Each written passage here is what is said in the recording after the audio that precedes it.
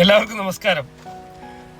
ഒരു ഇന്നലെ കോഴിക്കോട് 24/5/2024 കോഴിക്കോട് കുറേ കച്ചവടക്കാർ കൂടിയിട്ട് ബിസിനസ്സുകാർക്ക് ഒരു പരിപാടി നടത്തി. അതിലേക്ക് ഒരു മോട്ടിവേറ്ററെ കൊണ്ടുവന്നു. അനിൽ ബാലചന്ദ്രൻ എന്ന് പറയുന്ന ഒരു തെണ്ടിയെ കൊണ്ടുവന്നു. എന്നിട്ട് അയാൾ ഈ വിളിച്ച തെണ്ടികളെന്ന് വിളിച്ചു.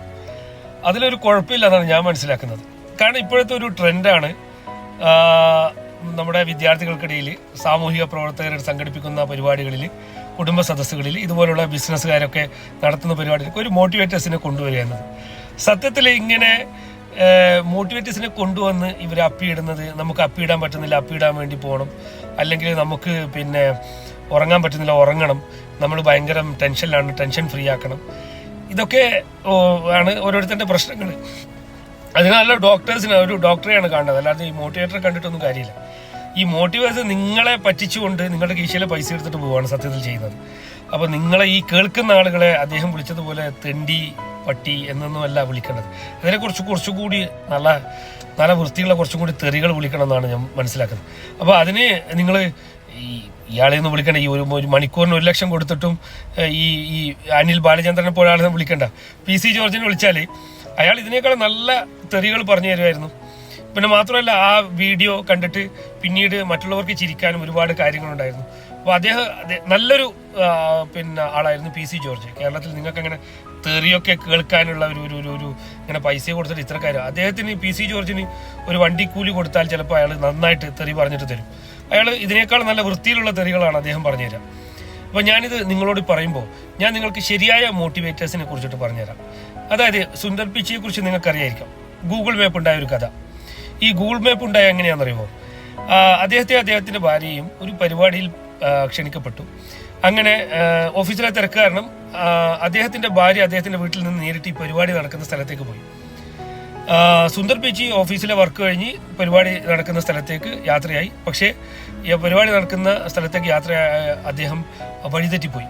അങ്ങനെ വഴിതെറ്റി അദ്ദേഹം പരിപാടികൾ കഴിഞ്ഞ് ഒരുപാട് താമസിച്ചാണ് ഈ പരിപാടിയിൽ എത്തിപ്പെടുന്നത്. അപ്പോഴത്തേക്ക് അദ്ദേഹത്തിൻ്റെ ഭാര്യയും മറ്റ് അതിഥികളൊക്കെ പരിപാടിയൊക്കെ കഴിഞ്ഞ് പോയിരുന്നു. ആദ്യത്തെ മര്യാദയോളം അദ്ദേഹത്തെ ക്ഷണിച്ച ആൾ എന്താ ചെയ്തതെന്ന് വെച്ചാൽ അദ്ദേഹത്തെ ക്ഷണിച്ചു, സ്വീകരിച്ചു, അദ്ദേഹത്തിന് നല്ല ഭക്ഷണമൊക്കെ കൊടുത്തു, അദ്ദേഹത്തെ സന്തോഷത്തോടു കൂടി തിരിച്ചയച്ചു. പക്ഷേ സുന്ദർ പിച്ചയെ സംബന്ധിച്ചിടത്തോളം ഇത് വലിയ പ്രയാസം ഉണ്ടാക്കി മനസ്സിൽ. അദ്ദേഹം ചിന്തിച്ചു, ഞാൻ വഴിതെറ്റിയതുകൊണ്ടാണല്ലോ എനിക്ക് കൃത്യസമയത്ത് ഈ പരിപാടിയിൽ പങ്കെടുക്കാൻ പറ്റാതിരുന്നത്.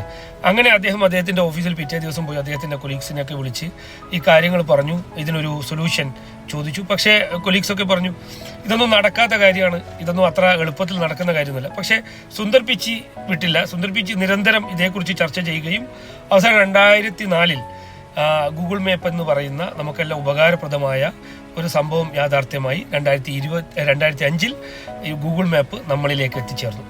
ഇതാണ് ആ കഥ. അതെന്തൊരു നല്ലൊരു രസകരമായ ഒരു മോട്ടിവേഷനാണ് അല്ലേ. അദ്ദേഹത്തിന് പറ്റിയ ഒരു തെറ്റ് അദ്ദേഹം തിരുത്തിയപ്പോൾ നമുക്കൊക്കെ അത് ഒരുപാട് ഗുണകരമായി മാറി.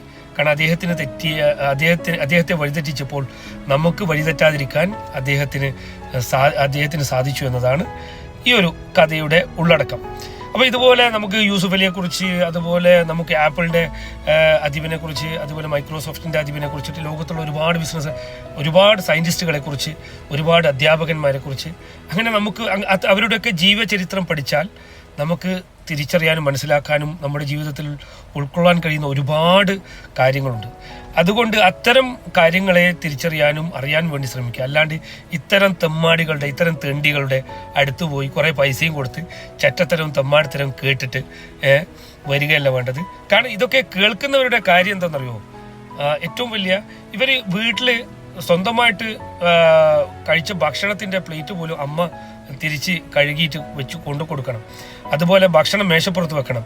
അതുപോലെ ഉറക്കിൽ നിന്ന് എഴുന്നേറ്റാൽ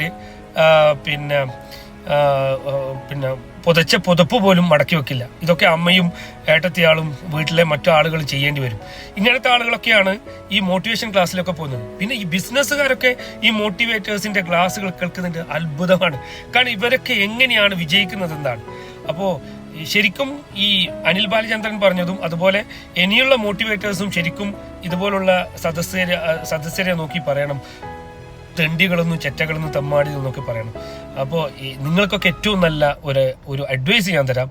നിങ്ങൾക്കിങ്ങനെ തെറി കേൾക്കണമെന്നുണ്ടെങ്കിൽ നമ്മുടെ ബഹുമാന്യനായ മുൻ MLA, ഇനി ഒരിക്കലും MLA ആകാൻ പോകാത്ത, ഇനി ഒരിക്കലും MP ആകാൻ പോകാത്ത നമ്മുടെ പ്രിയപ്പെട്ട PC ജോർജിനെ വണ്ടിക്കൂലി കൊടുത്താൽ അദ്ദേഹം വന്ന് നിങ്ങളെ നന്നായിട്ട് തെറിയൊക്കെ പറഞ്ഞ് സന്തോഷത്തോടുകൂടി അദ്ദേഹം പോകും. അങ്ങനെയൊക്കെ ചിന്തിച്ചു തുടങ്ങും. എന്നാൽ പൈസയൊന്നും വേണ്ടിയില്ല, വണ്ടിക്കൂലി പെട്രോളിൻ്റെ പൈസ കൊടുത്താൽ അദ്ദേഹം വന്ന് ആവശ്യത്തിലുള്ള തെറിയും പറഞ്ഞു പോകും. ഇത്രയേ നിങ്ങളോടൊക്കെ എനിക്ക് പറയാനുള്ളൂ. ഏതായാലും പിന്നെ അദ്ദേഹം വിളിച്ചതുപോലെ ഞാനും പറയുന്നു, ഈ മോട്ടിവേറ്റേഴ്സിൻ്റെ ക്ലാസ്സുകൾ കേൾക്കുന്ന നിങ്ങളും ഒരു തെണ്ടിയാണ്, ഞാനും അങ്ങനെ കേൾക്കുകയാണെങ്കിൽ ഞാനും ഒരു തെണ്ടിയാണ്. അപ്പോൾ എല്ലാവർക്കും ബൈ.